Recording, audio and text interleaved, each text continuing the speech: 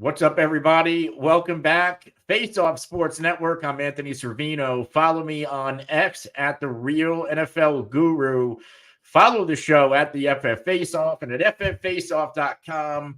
We can be found at all the top social media and podcast platforms. It's that time of the week, Waiver Wire Tuesday. I am flying solo tonight, but happy to be here. It's been a while since I've been a solo host, and you know it's good to do it every once in a while. So what do you want to talk about? We're going to answer questions, and while we're waiting for questions in, we can go over some waiver wire ads, injuries, whatever else is on the docket right now. I'm putting this show into our Facebook group as we speak, so we can really just get started into the action. I'm checking out to see if we have any questions right now. It looks like we have Kobe. Can't wait for this to go live. He has hella questions. So while we wait for those questions to come, let's talk about somebody like Chris Olave going into Thursday Night Football. And the Saints play, obviously, Thursday night. Olave dealing with the concussion. He has yet to practice this week. He needs to clear the concussion protocol in order to play. That's not happening. So if you're a Chris Olave fantasy manager, this might be good news for you. And it's crazy because we spent second or third round draft capital on Chris Olave. But it could be a blessing in disguise. The fact that he's out, because then you don't have to sit there and worry about, am I starting Chris Olave or not? Because you really want to start Chris Olave? I mean, he's been okay this season. 3 out of 6 games, over 12.8 PPR points, 20, and then 16.7. The other games, he's fallen to under 3.1 PPR points. That's not what we paid that type of draft capital for. I don't think Derek Carr is going to be back. I believe Rashid Shaheed's also dealing with an injury. Who knows if he's going to play? We're going to be looking at guys like Mason Tipton and Bub Means as your ace wide receivers going against the Denver Broncos and their number one defense when it comes to shutting down enemy fantasy wide receivers. So this, for Thursday Night Football, I'm expecting a heavy ground and pound defensive game. I'm probably, everybody knows I'm a sports bettor. This is going to be one of those games where I if you want to screw around with a high odds parlay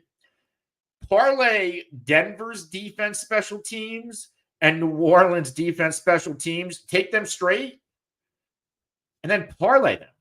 It'll be one of those games where we see both score.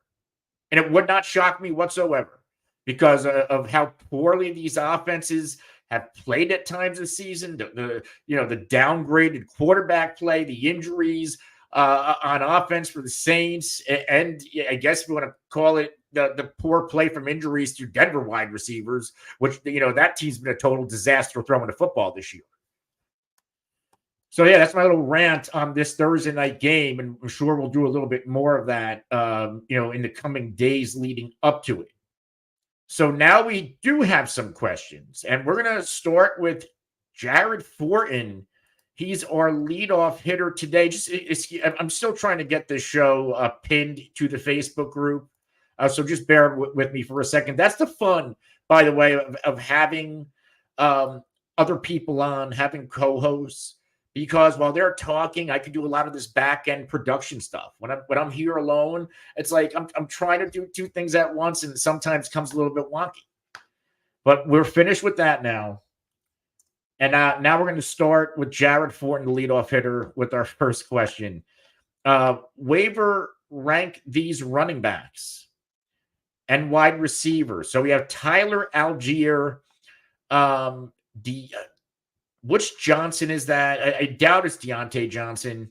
But just let me know what Johnson that is.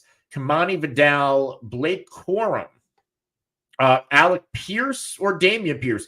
Be more specific with this. Because Alec Pierce could be on waivers. Damian Pierce is on waivers, and he's coming off a good game. Like, which one? And also, which Johnson?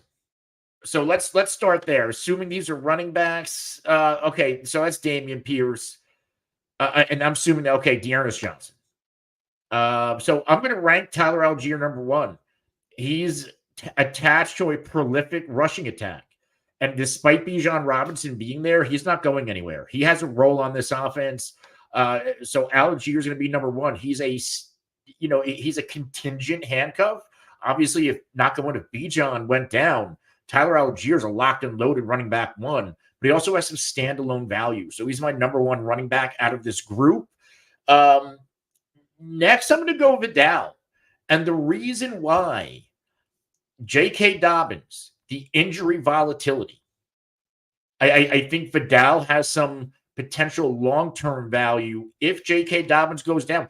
And if he does not, remember, before Gus Edwards went on IR, first couple of games, while Dobbins was popping, Gus Edwards was seeing double-digit touches in those games as well. So we know that they love to run the ball with the Chargers.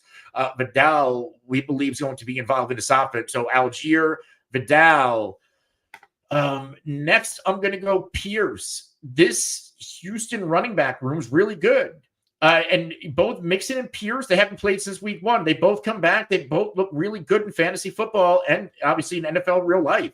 I think that the low man on the totem pole now is Cam Akers. They like Dare Gumbuale. He's been productive. I think he can maintain a small role as an RB3. Maybe he gets some additional snaps here and there. Not a lot. He probably sees under 10 snaps a game and even fewer touches. But the two guys here is Damian Pierce and Mixon. Mixon's going to be the guy. But Mixon's still coming off the injury. I think they're going to want to preserve this guy long term. And Damian Pierce, he could be at a mix to 8 to 12 touches a game. So, and it's a team that wants to run the ball. I'm going to go to Damian Pierce as number 3. Then we're going to go to I'm going to go Blake Corum. And the reason why I go Blake Corum, he's attached to a better offense than what they have going on in Jacksonville. And I get Kyron Williams is in front of him, but we're starting to see Blake Corum get involved a little bit. He's certainly more talented than Ronnie Rivers. And obviously the handcuff, if anything happened with Kyron, but there could also be some additional run here for Blake Corum as a standalone value player. This team has a lot of injuries.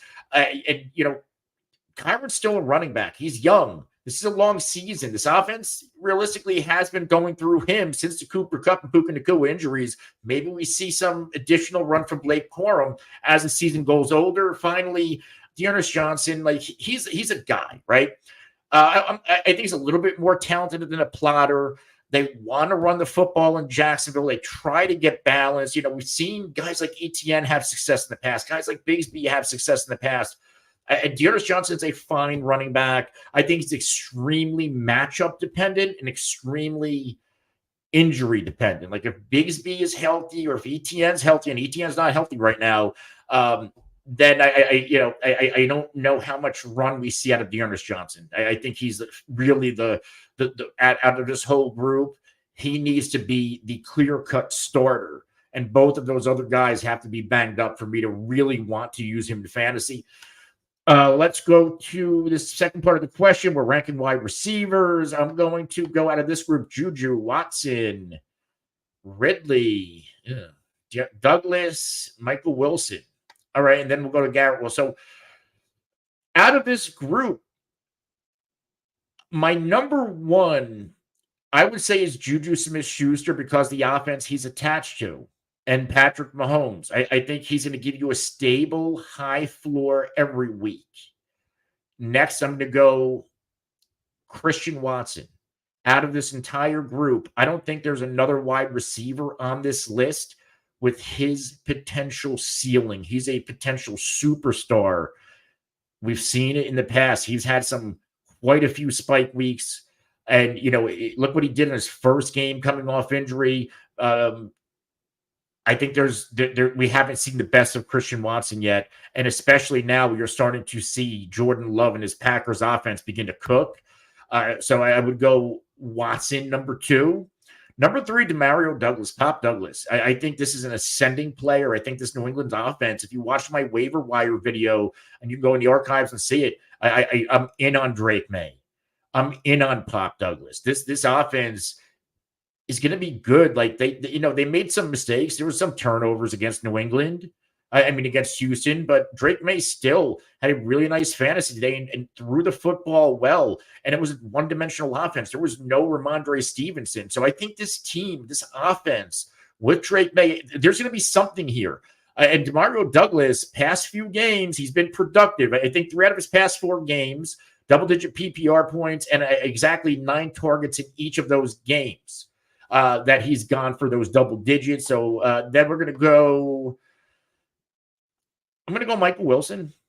We have Harrison dealing with the concussion. I don't love these matchups upcoming for the Cardinals. They're a gauntlet of bad matchups for quarterbacks and wide receivers. But if Harrison misses time, we're looking at Michael Wilson operating as wide receiver 1. We also have to note for deeper leagues, Zay Jones eligible to come back. And then finally, like Calvin Ridley, like Pete talked about it yesterday on this show with me. Like he's been really vocal. Calvin Ridley's not doing well right now. And I don't blame Calvin Ridley. He's a really good NFL wide receiver. It is Will Levis. I bought in on the Callahan experience. Pete did. A lot of us did. I didn't think it could be this bad. But it is really bad with Will Levis. And that, when it's all said and done, hurts Calvin Ridley. So he would be the low man. Like, sure, if you're in a deep enough league, you can pick up Calvin Ridley because anything can happen. They can go to Mason Rudolph. They could trade for a quarterback.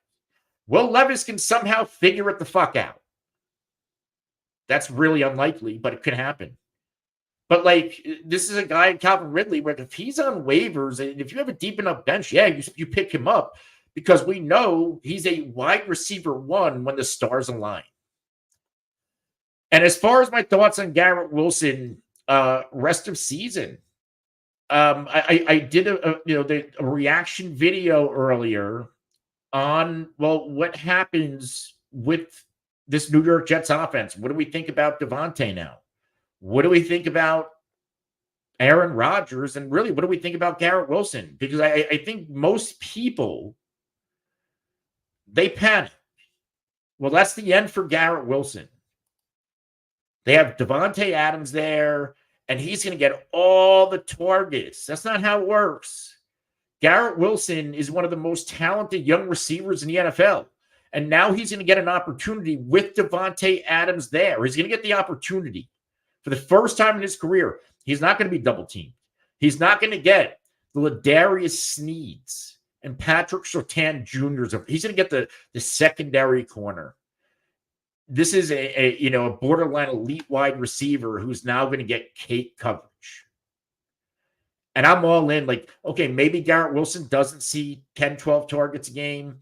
Maybe it goes down to 8.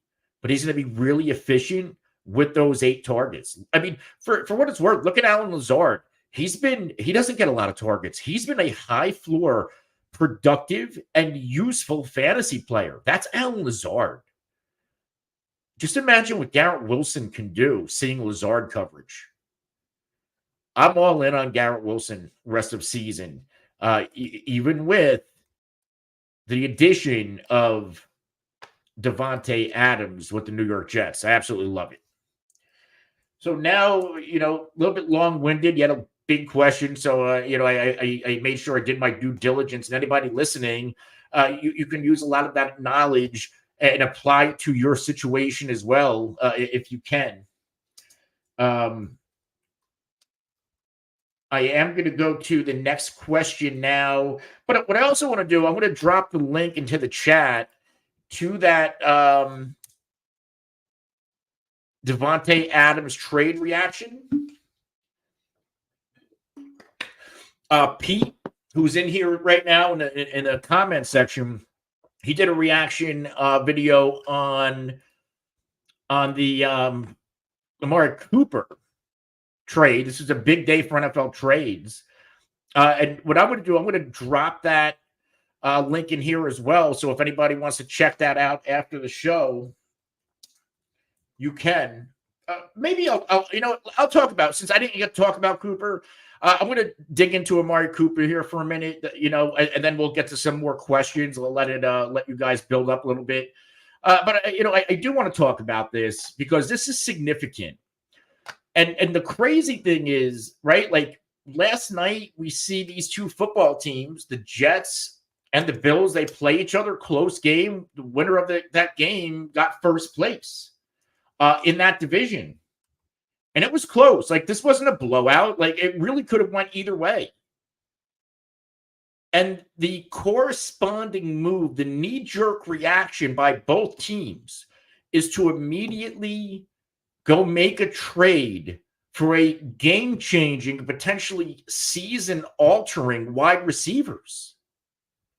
Like, Devontae's no surprise. This was always happening.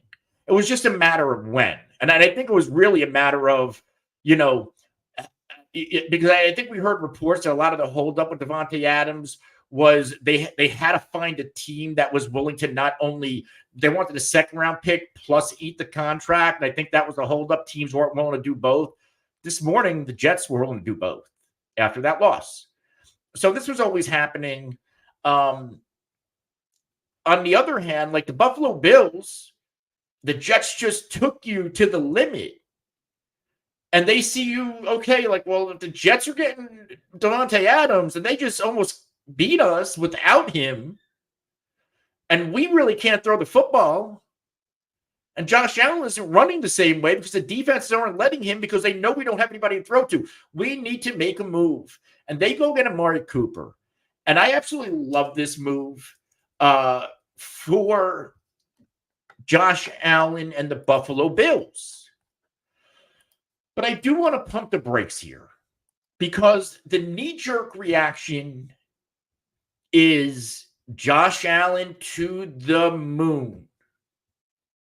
Right? That's what you think. Josh Allen to the moon.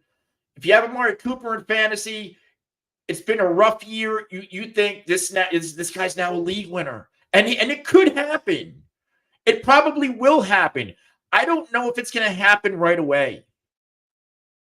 Now, when it comes to Davante going to the Jets, he knows Aaron Rodgers. He knows Nat Hackett, right? Like maybe there's some differences, right? They haven't played together in a couple of years. Maybe there's some differences, right?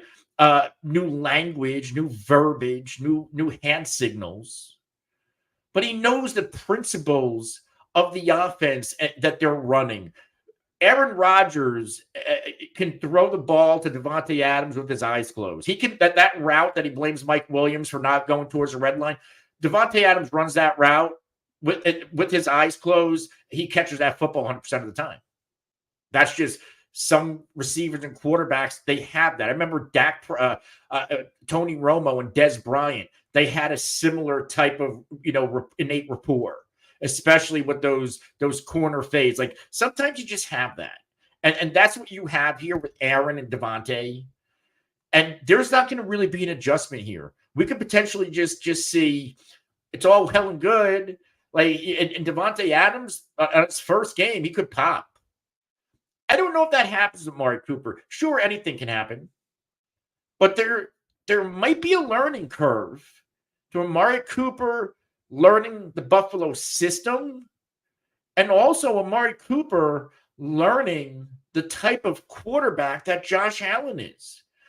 If you think about the quarterbacks Amari Cooper has played with, Josh Allen's unique.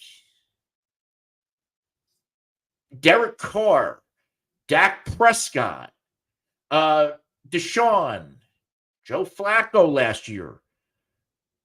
Very different style quarterback play next to Josh Allen.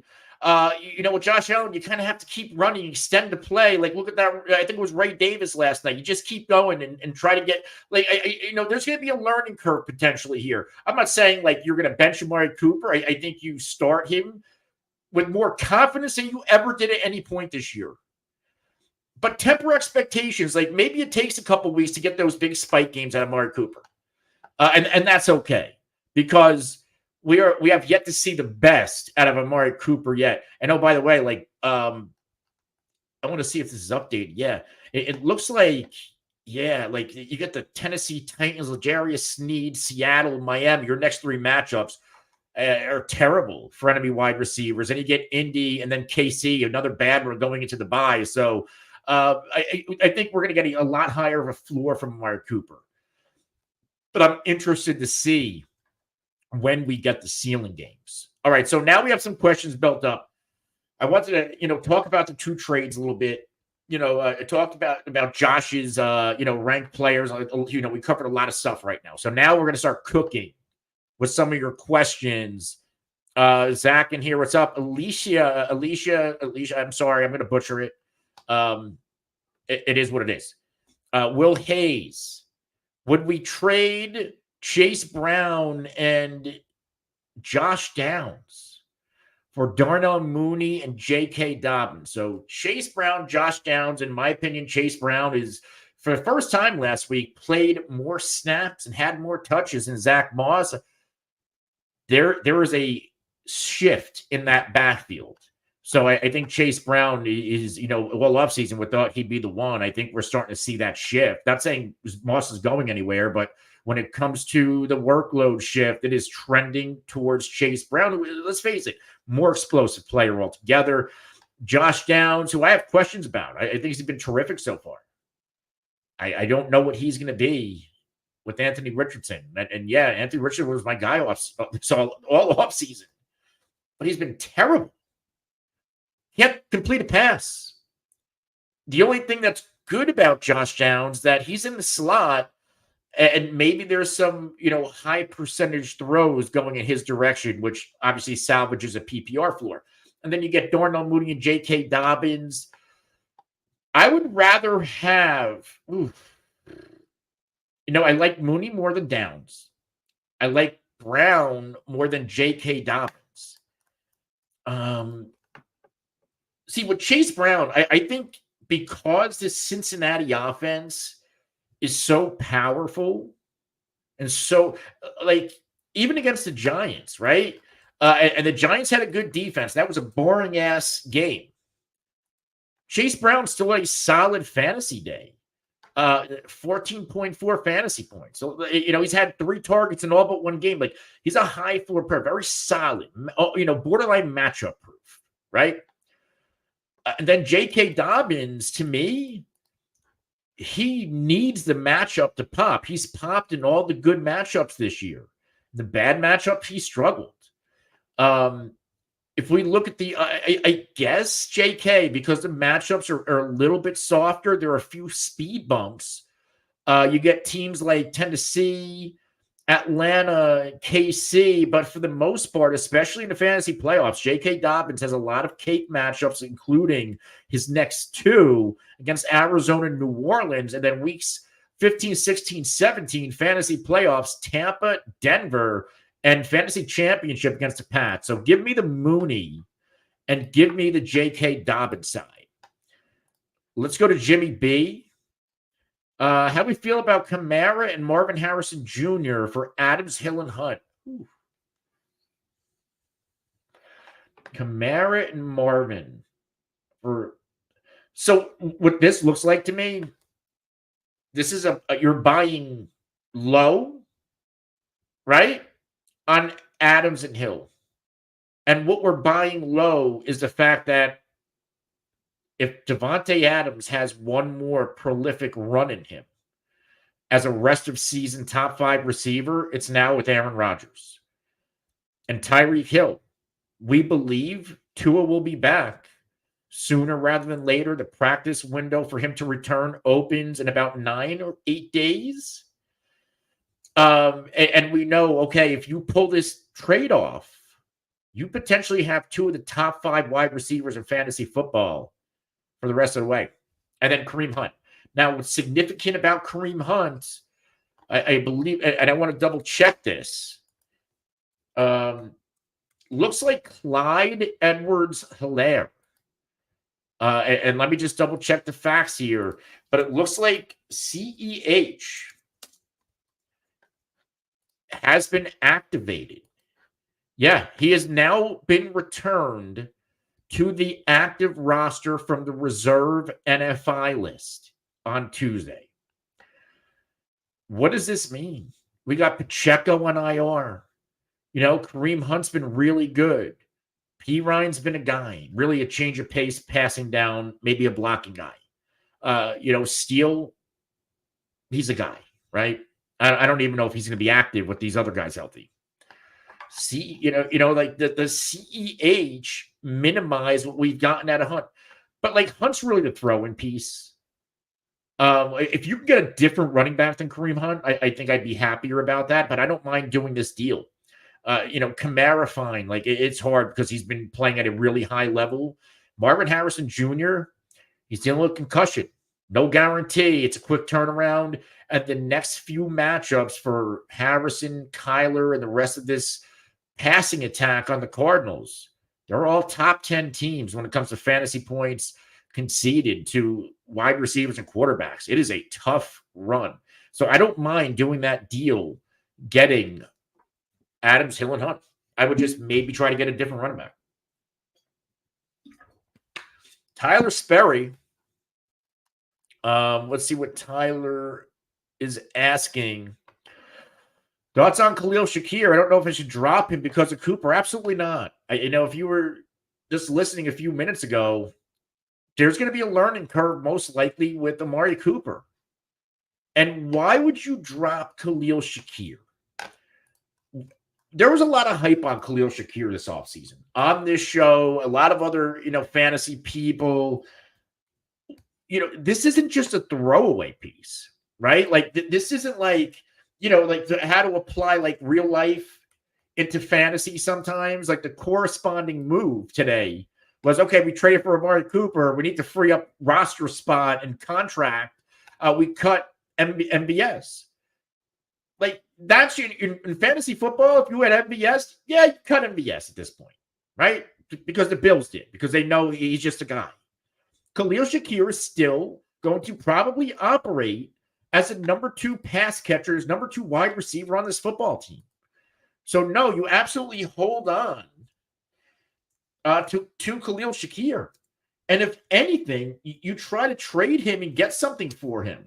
But what makes you think, like, Khalil Shakir all year, he's been operating as the number 1 wide receiver, right? Probably getting decent coverage, right? He's not a number 1 wide receiver. He was just the best out of a group of guys. That included MVS, Mac Hollins, Keon Coleman, who in my opinion is an overhead rookie. Curtis Samuel. Oh, where are they? Remember him? Like another offseason of Curtis Samuel hype. Where is that guy? This roster is full of a bunch of guys, which is why they had to go get Cooper. But the best out of that group of guys is Khalil Shakir.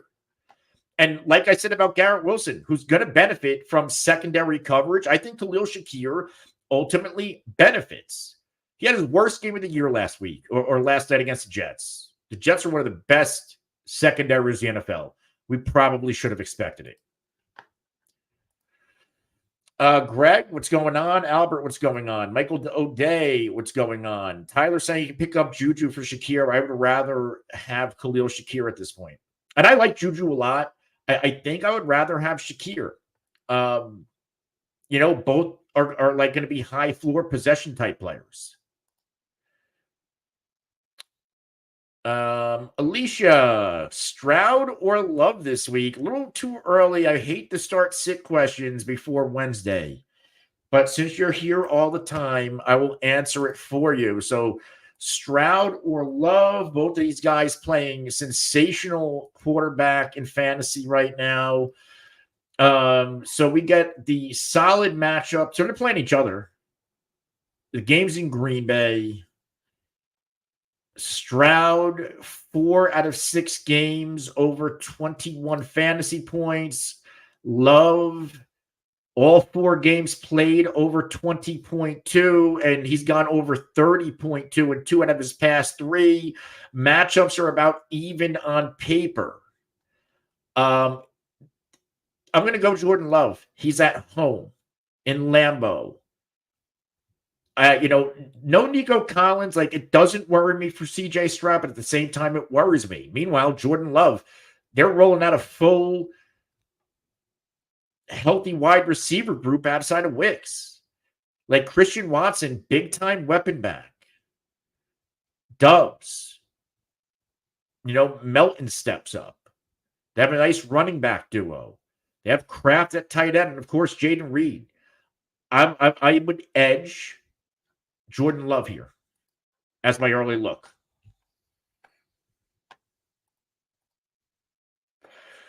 Okay, so Michael O'Day, Mahomes, Brock, Gino. He needs 2. Mahomes, Brock, Gino. He needs 2. So let's pull up matchups. Patrick Mahomes coming off the bye, and we know Andy Reid's prolific coming off the bye. Brock Purdy. And then Gino. So, okay, middle of the pack matchup for Gino against Atlanta in Atlanta. This game could be a shootout. And then we have Mr. Mahomes. He is getting, he's getting San Francisco. That's fun. And then obviously that means Brock Purdy is getting KC. I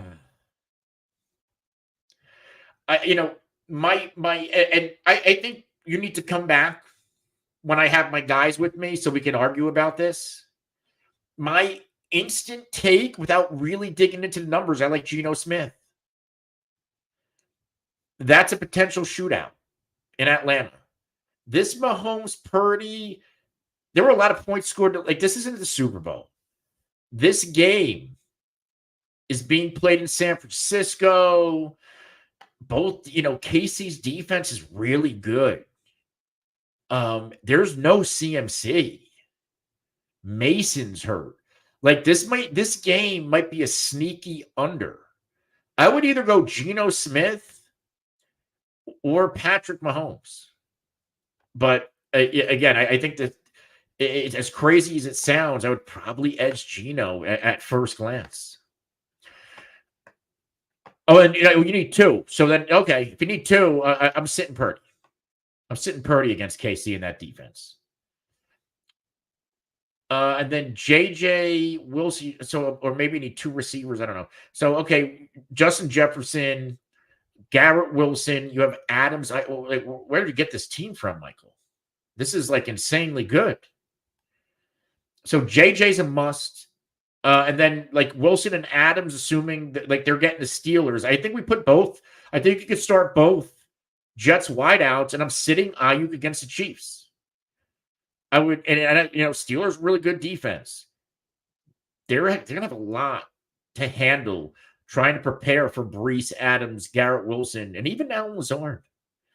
I'm gonna go JJ Wilson Adams, and then start 2-1 flex. Yeah, I think I would go that route. Go those 3 wide receivers. I don't mind getting Dobbins in there for him, but who you sitting? Big breakfast. And remember, guys, if you want to cut the line, send us a super chat. That's the fastest way to get answered and really guarantee that you get answered.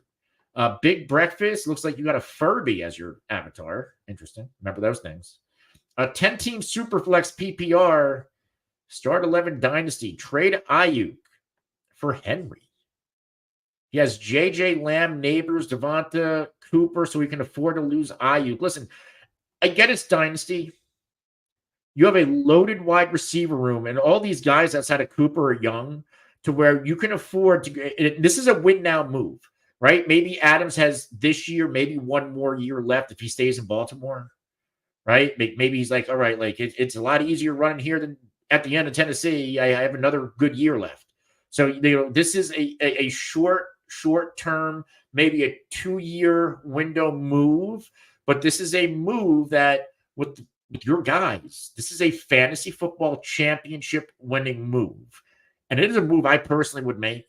Like, I play Dynasty. I call myself the Les Snead of Dynasty. Remember, like, when Les Snead was trying to win Super Bowls, he was flipping draft picks for veterans to help him win. Now that's me in Dynasty.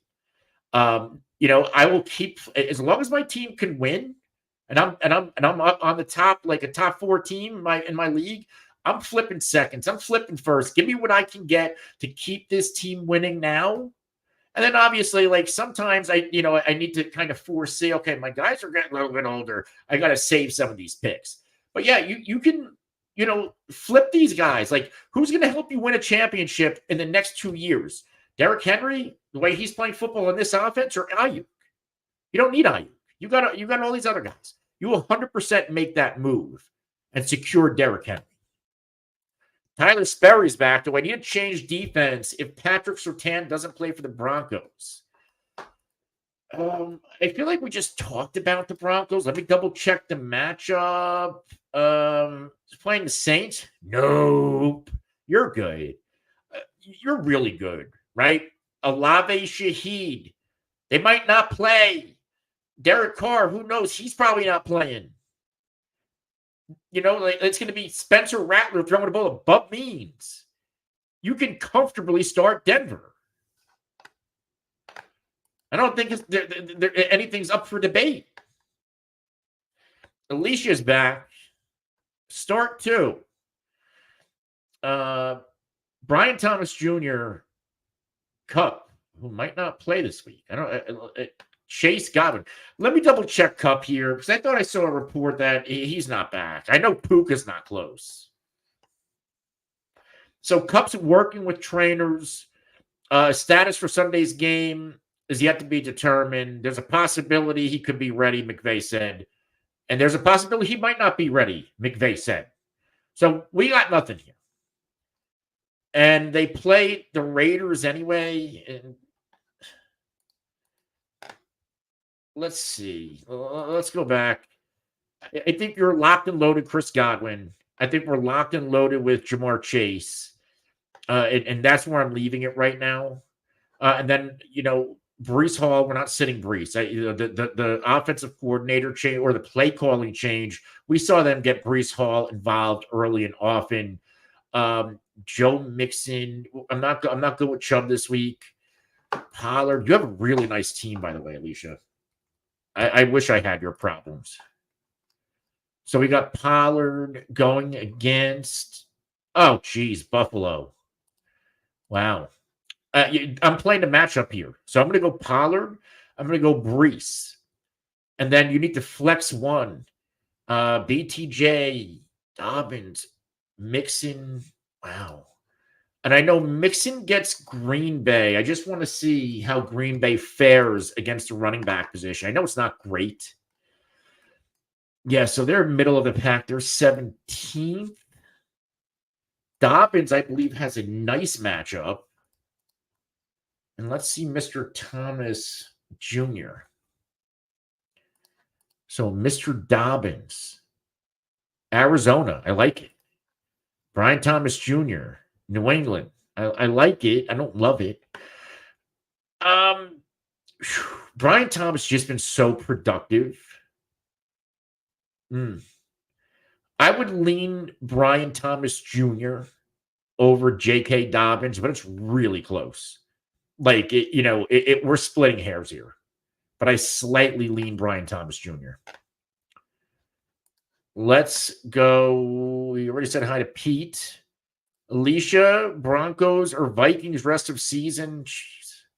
Can you keep both? This is one of those things. I like playing the defense, special teams, or the kicker game. Like if you have 2 good ones on your roster already and you don't need that roster spot, I would hold on to them just so nobody else can pick them up.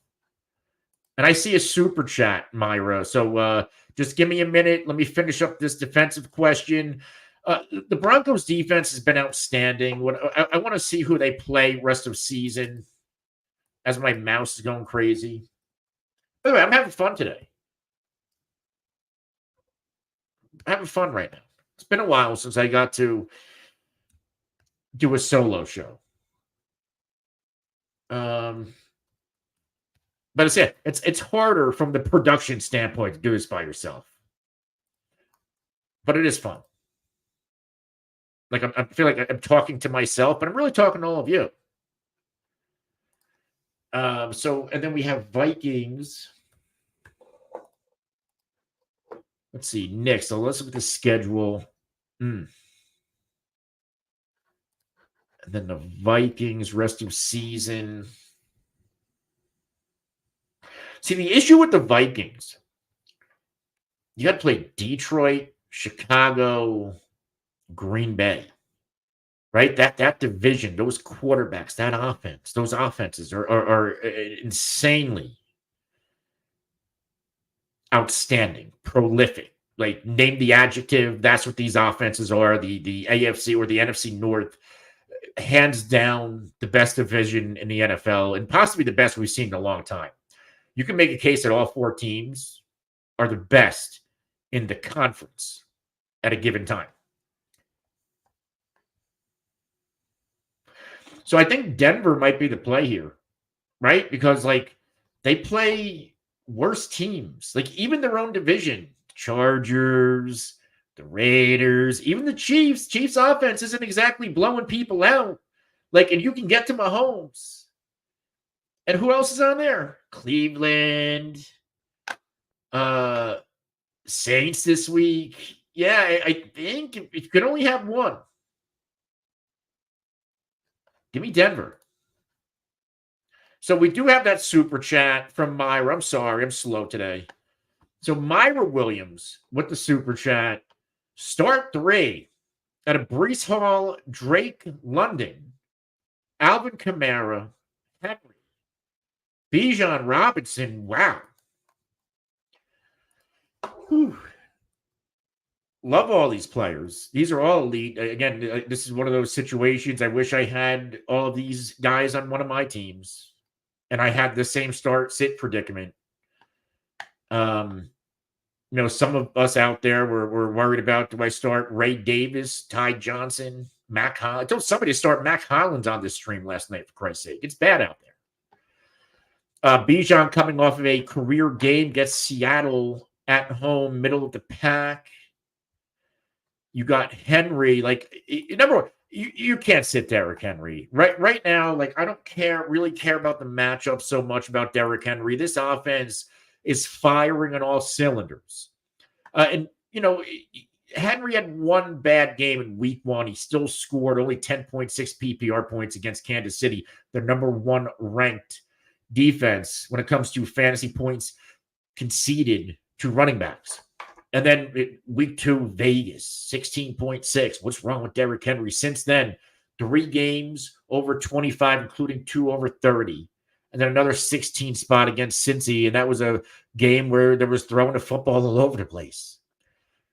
Week 7, you get a potential shootout in Tampa Bay. Tampa Bay's defense is extremely leaky. You can run on them. So I'm going Henry for sure. I'm going to go Bijan.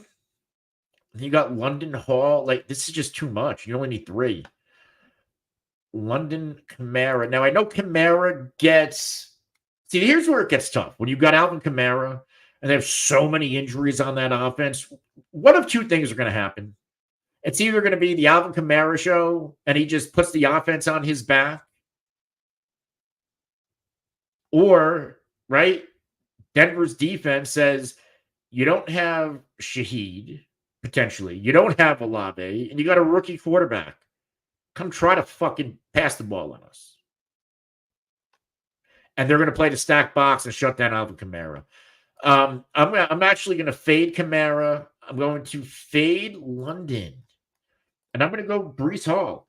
I love the usage out of Brees Hall last night. And I love the fact that, we're probably going to get Devontae on the field this week, and Pittsburgh's defense is really good. How are you going to stop all these guys? There's just so many bodies now with the Jets. This offense better become really prolific, really fast. Oh, by the way, Drake London, tougher matchup against Seattle, number 11 against enemy wide receivers. So to answer the question in whole, Henry, Bijan, Hall. It's running back city. All right. That was fun. I love running backs.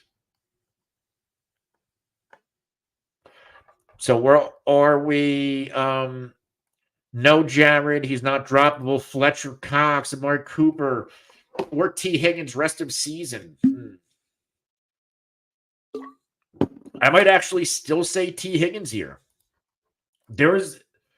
Again, the knee-jerk reaction. Amari Cooper, Josh Allen to the moon. I think there might be a learning curve. Maybe there's not. And maybe the learning curve takes a week. Maybe it takes 2 weeks. Maybe there is no learning curve, and it just happens quick. There's a lot of moving parts here where T. Higgins, 3 straight games, over 12 PPR points, getting involved in the offense. Joe Burrow is playing close, like elite football right now. It's not Joe Burrow's fault. The Cincinnati defense is bad, but the good thing for Joe Burrow, T. Higgins, and Jamar Chase that this defense is bad. Why? Because you're playing catch up. You're playing from a deficit. And what do I always say? If you listen to me, you know what I'm going to say right now. These teams, you got to throw to stay in games, and you got to throw to win games. There's targets to be had here. Look at T. Higgins, only 7 targets last week. That was a good Giants defense in an ugly Monday Night Football game. Still had 7, caught all 7 for 77, 14.7 PPR points. And his other 2 games in weeks 4 and 5, double-digit targets. And that's while Jamar Chase is eating as well. Call me crazy. I want T. Higgins. I want to be attached to Joe Burrow.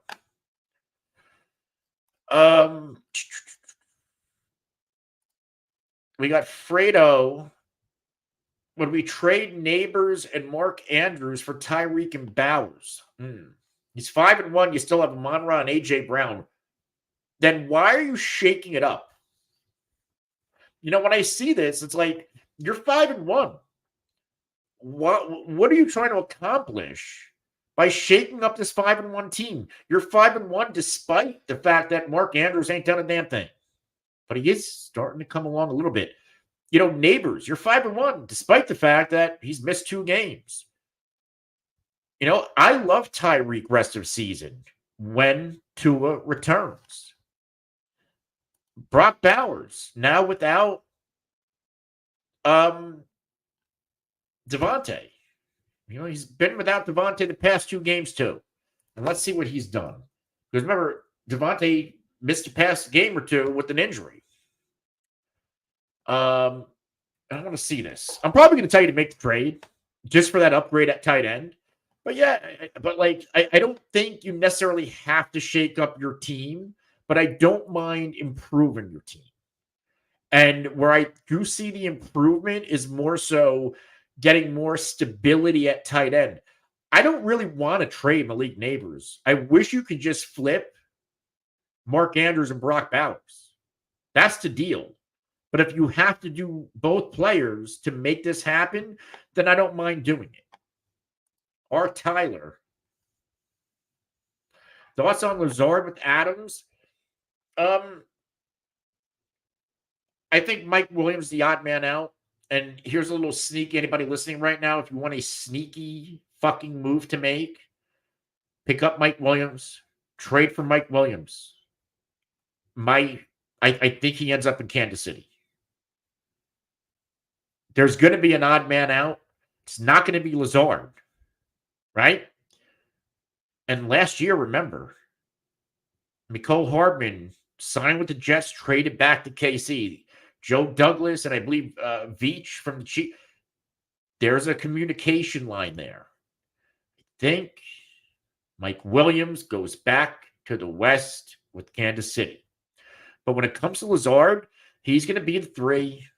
Cool thing is Lazard has been productive without a ton of volume. Right? Actually, he's got a little bit more volume than I thought. Wow. That's crazy because I remember earlier this year, he had 3 and 4 targets in weeks 2 and 3, and he's still giving us some fantasy. But I didn't realize how much volume fucking Allen Lazard has gotten this year. So, yeah, I think his volume takes a hit, but I also think he could be somewhat productive in fantasy. I'm not dropping him. And the reason why I'm not dropping him because maybe, look at week 3, New England. He catches 3 for 48 with a touchdown, 13.8 PPR points, 3 targets. He can still give us a productive fantasy stat line in PPR on low volume because of Aaron will look at him in a red zone. and there's a trust factor there. So I mean, is he gonna those games with 9 and 7 targets that I still can't believe what I'm seeing right now? Yeah, those are probably gone. Then when Hawk and Brooks comes back, he needs to drop 2. Ertz, Tolbert, Kirk, Lazard, Watson, Ayuk, Downs. He's leaning. Ertz is 1.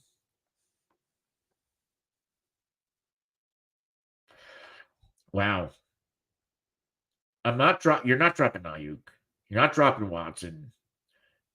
I think it would be Lazard or Tolbert.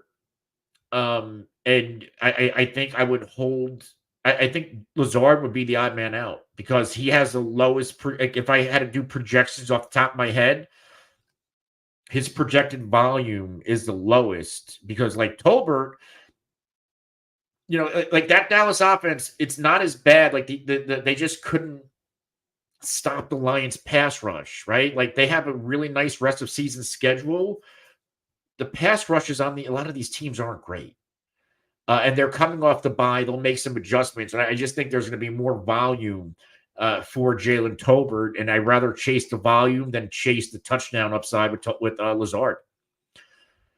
Kobe, with Devontae Adams getting traded, how would it affect the productivity of Jacoby Myers?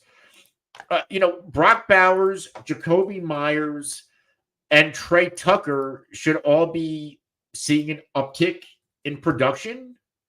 But we also have to keep in mind, Devontae missed the past couple games. So what we have seen is probably what we should expect. I feel like we've already seen it. Because the Jacoby or because of Devontae injury. That's what we should expect from these Raiders pass catchers.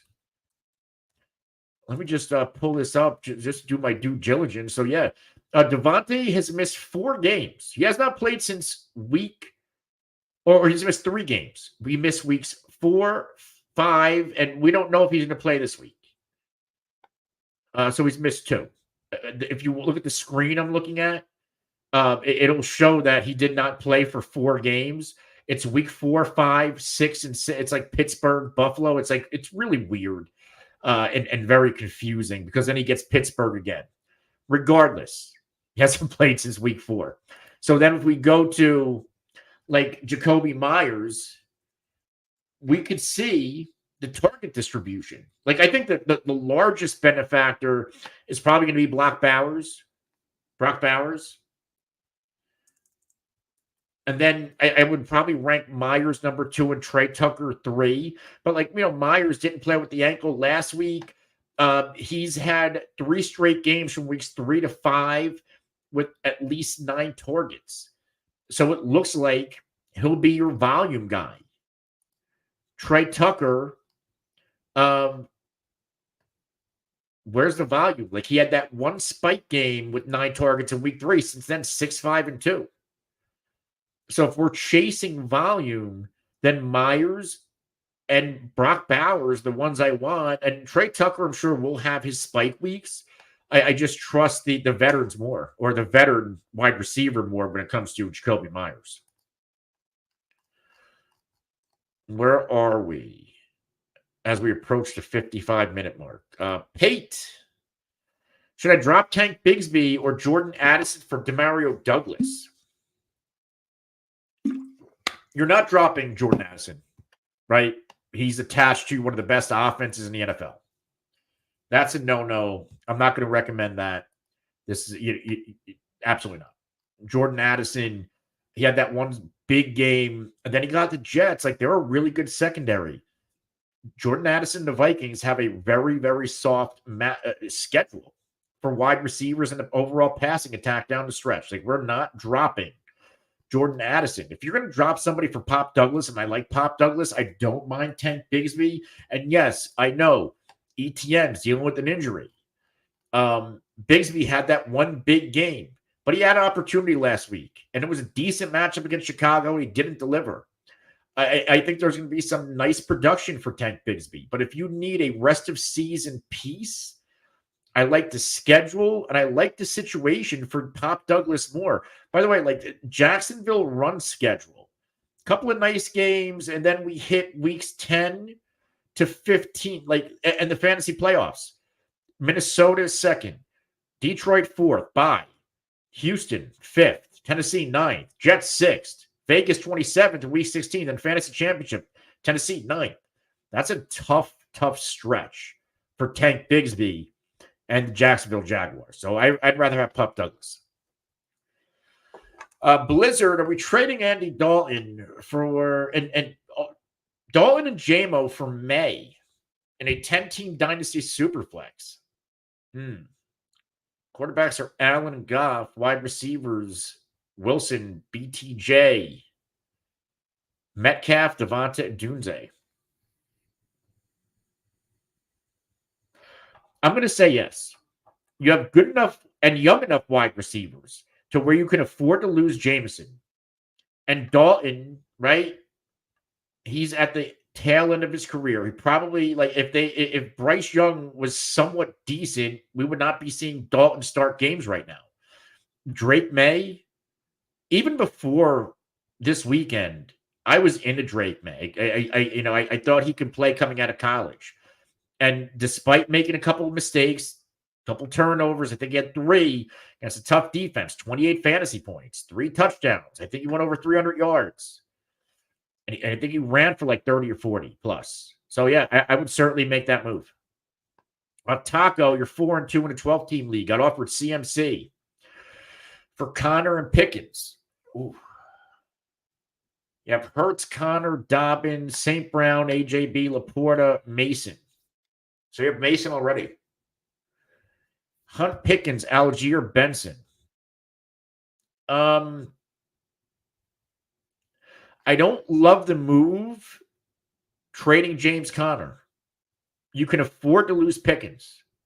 But I think I make this move regardless, because if Conner goes down, you still have Benson. You still have a piece of this backfield. Plus, like down the stretch, there's a lot of tough matchups for the Cardinals offense. And that includes Conner. You already have Mason, so you'd be getting CMC. So you corner that backfield as well. And you're good, barring injury to both, for a stretch run. So, yeah, I make that move. Shane on YouTube, trade Kincaid and Moss for McBride. Yeah, I'd 100% do that. Moss, I think he's losing his job, even though he'll still be involved. I think we're starting to see Chase Brown take over, and Kincaid, he's been a bust a little bit this year. And I was in on Kincaid over McBride. I have to take the L on that. Maybe, with Cooper there, maybe things open up for Kincaid a little bit more. That can happen. But McBride's the guy I want, hands down, in this deal. Cooper Slaughter, ESPN PPR League. Gino, Kyron, Pollard, Dobbins, London, Amon-Ra, T. Higgins, Kincaid, Buffalo, McPherson. Any changes I should make? You have a really good team, number one. Very solid. I don't see a lot of weak spots at all. I would try to possibly find an upgrade at tight end. I think, ranking-wise, I think it's certainly a playoff team. And if your guys can stay healthy and productive, primarily Geno Smith, and you can find something or some pop at tight end, I think you could potentially make a nice championship run. Your running backs and receivers are really good.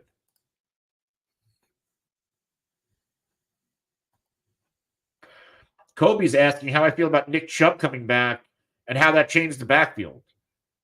I think Chubb, if they feel like he can handle a full workload, he's going to take a stranglehold of that backfield.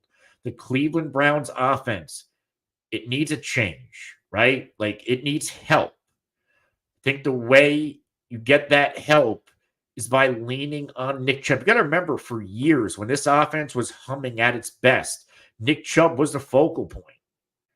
They had to take on more of a passing identity. They still ran a lot, but they had to throw a lot more than they possibly wanted to without Nick Chubb.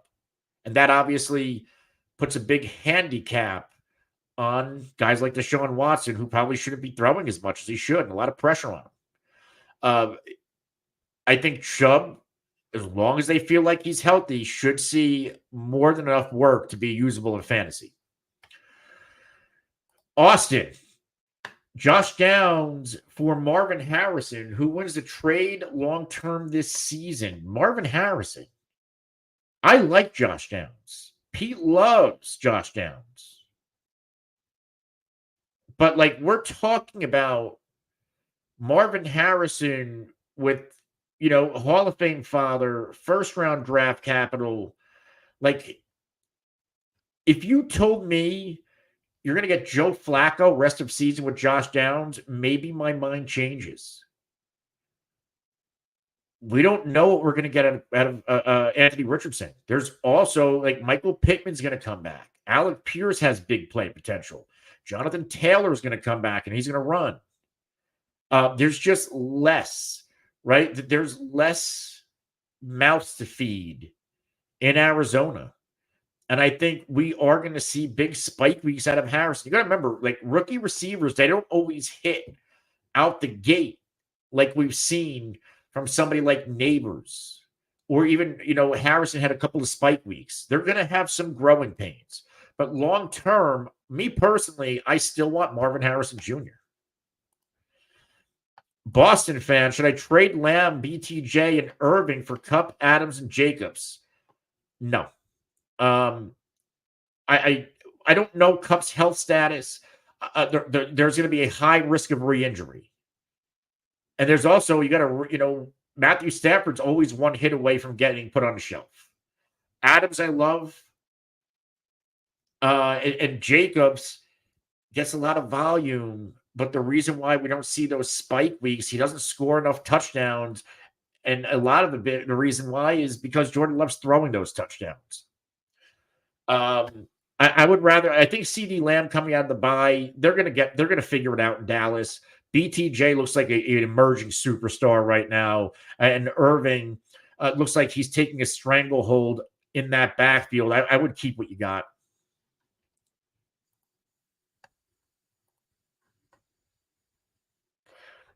Pete is saying Cam Akers to the Vikings. Did I miss something? Maybe I did.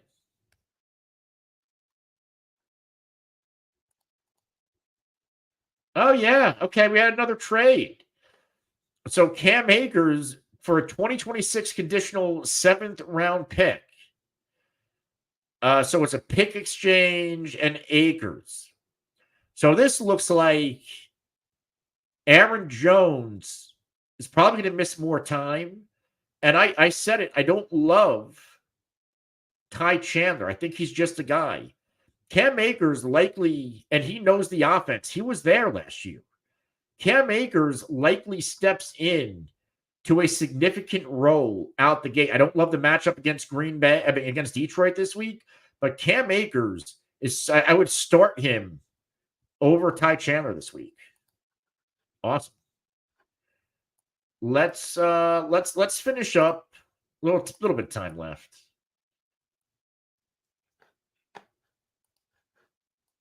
Let's Christ saves. Yes, he does.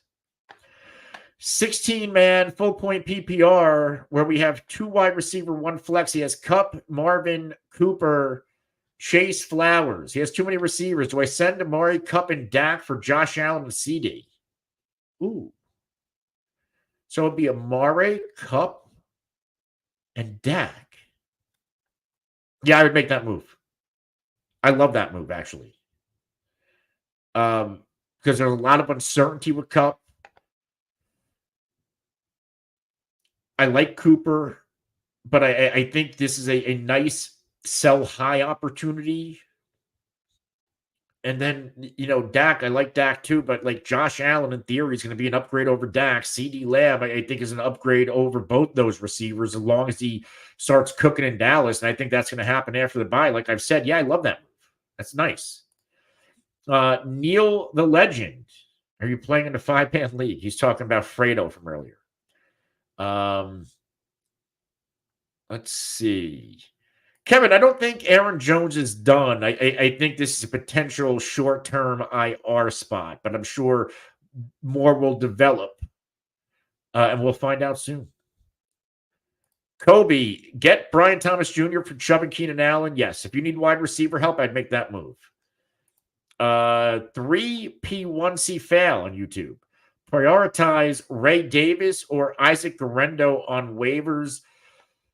It's close, right? Because both of these guys have guys in front of them. And I don't think Mason or Cook's injuries are long-term. So these are really just cups.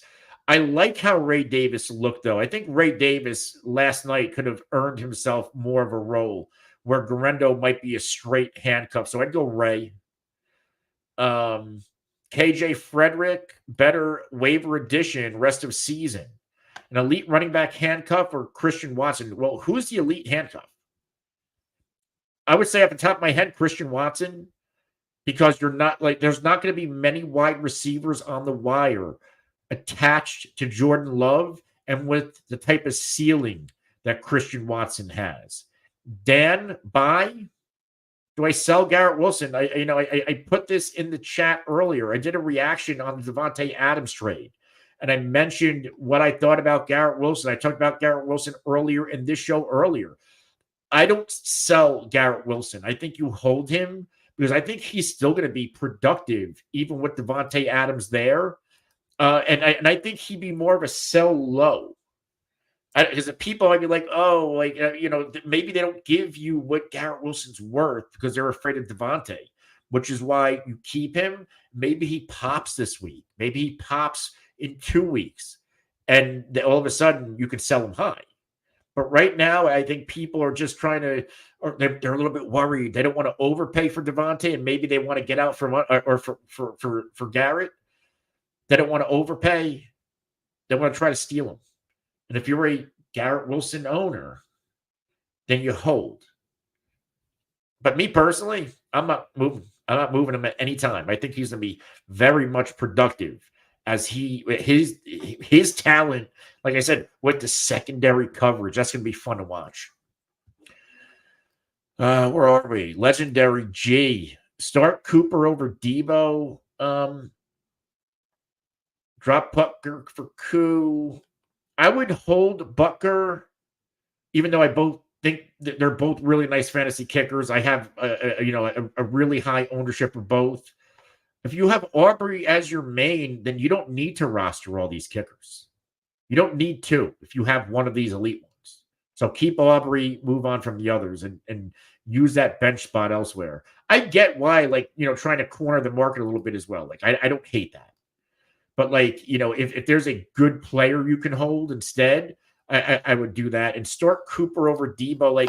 I get the allure of Cooper right away. There could be learning curves where I don't see learning curves with Davante going to the Jets because he knows the quarterback, he knows the offense for a long time. And then Cooper, you get Tennessee this week. They're the third hardest matchup. So no, I would still go Debo. We have another super chat as we begin to wind down. Our friend Mr. Misfit was offered Davante Adams and Rachaad White for Cooper earlier. Ooh.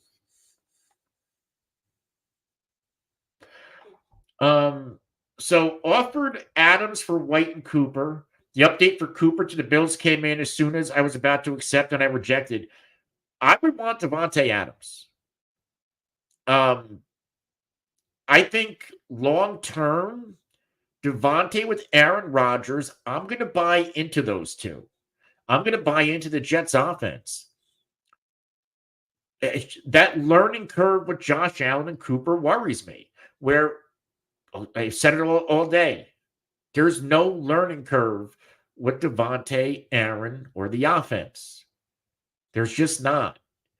There could be one with Josh Allen and Amari Cooper.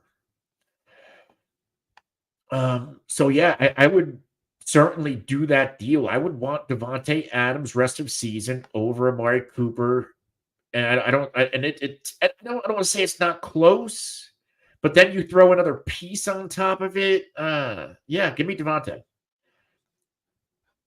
I just want to look at Aaron Rodgers real quick because he's been getting better. Past couple of games, we're seeing the yardage. go up a little bit. Like 3 out of his past 4, or he's been over 225 yards in 4 straight, over 281 in 2 out of 4. He's thrown at least 2 touchdown passes in all but 2 games this year. Like Aaron Rodgers playing solid football. He's gone over 20 fantasy points in 3 out of 4 past 4 games. And now you add Devontae. Like the Jets aren't winning, sure. But Aaron Rodgers is playing good football, good enough for fantasy. And that's what we're worried about here. I think the Jets get on track overall, and I think Aaron Rodgers, if he's on your waiver wire, you need quarterback help, you got to go pick him up. But no, Misfit, I want Davante Adams. We're going to start to wrap up here. It's almost dinner time for me. Let's see if Trone Force, he's happy, he held on to Njoku. He's also holding on to D-Hop, hoping he gets traded. I think there's a chance D-Hop goes somewhere. Again, Kansas City needs a wide receiver. They're one of the teams that jumps out to me. I think they ended up. I think they end up getting Mike Williams, but sure, maybe DeAndre Hopkins is in the mix as well. Misfit with another super chat. I felt strong at wide receiver already. He has A.J. Brown, Neighbors, McLaurin, and just picked up Juju. That is a strong group. But doesn't Devontae make you stronger? And you have White and Cooper. So it looks like you have A.J. Neighbors, McLaurin, Juju, and Cooper. I like, whether it's Cooper or Adams, you're buying into potential ceiling. Both of these receivers have what it takes to be rest of season league winners. The reason why I side with Davante Adams is because for a very long time, I've seen him operate as a top 5 fantasy receiver and possibly a top 2 NFL receiver in this offense with Aaron Rodgers. But I get, either one's a lottery ticket, right? Because in the same breath, you could say like Amari Cooper could have, when it comes to rest of season, could have a career type of rest of season in this offense with Josh Allen, because look at all these years, all the Stephon Diggs season he had. Misfit also saying, well explained, understand your take. I don't think either side's in it. It's more pick your poison. For me, the more you listen to me and listen to the show, I'm a fucking Aaron Rodgers stan. I love the guy. And I'll tell you a quick story. I saw, this is going back. Romo, I think this was 2007. I went to Dallas, and it was Packers Cowboys. It was the year that Dallas, New England was undefeated, and Dallas looked like the best team in the NFC. And that was the year the Giants won the fucking Super Bowl. I was in Dallas for the Green Bay Cowboys game. Both teams had 1 or 2 losses. Playoff atmosphere. It was either Thursday or Friday night football. Aaron Rodgers was behind Favre. And I remember there was I think Courtney Brown was the Cowboys cornerback blitz, knocks out Favre, in comes Aaron Rodgers. Aaron Rodgers almost brings the Packers back. So I feel like I have that intimate, weird connection where I got to see the first real glimpse of Aaron Rodgers live in real action. So I fucking love the guy. So yes, I'm going to side with Aaron Rodgers and Devontae. And it's not just a bias thing. It's also, again, years upon years of elite production from these two in Green Bay. We're going to wrap it up from here, guys. This was a great show. We'll be back, or the mediator crew will be back tomorrow. Buy, sell, holds. Tomorrow also starts our positional start, sit videos. Thursday and Friday, we'll be back with start, sit live shows just like this, where we answer your questions. We'll also sprinkle in some segments. Saturday, live DFS. Sunday, 10 a.m., last look lineup live show, a Q&A. And then, of course, we drop video content all week long. I want to thank everybody for tuning in. This was great.